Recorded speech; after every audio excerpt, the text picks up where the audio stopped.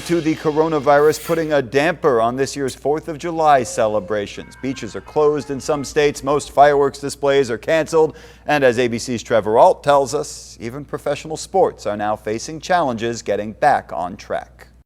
This year's 4th of July celebrations are looking a lot different amid the coronavirus pandemic. Nearly 80% of fireworks displays have been canceled, but some local leaders are defiant. This is America, and this is our birthday, and it is the worst year that we have ever experienced. The only thing that'll stop it is handcuffs. In lieu of fireworks, some cities along the East Coast were treated to a military flyover. Planes from the Air Force and Marine Corps flew from Boston to New York and on to Philadelphia.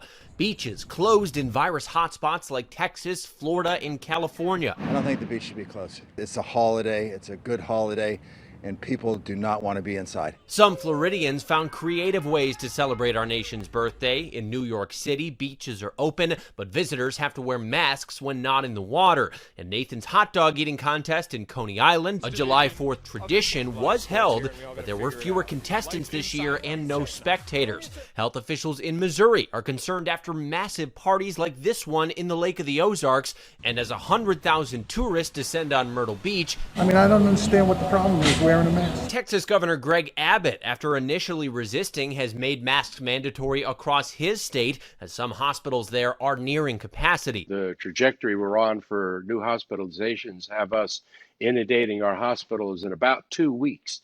We're going to have to change our behaviors, change that trajectory if we're going to help protect our people and our doctors and nurses. As professional sports continue to look for ways to return safely, NASCAR driver Jimmie Johnson pulling out of Sunday's race in Indianapolis after testing positive. He says his biggest concern is for his children.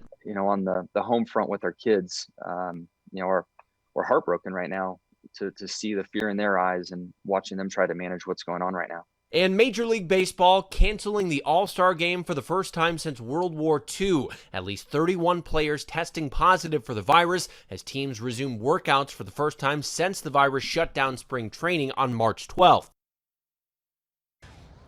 And as so many Americans head outside and gather together this weekend, already 13 states have paused or delayed their reopening plans, and 6 of them have reversed course, reinstituting restrictions that they previously thought were safe to lift. Trevor Ault, ABC News, New York.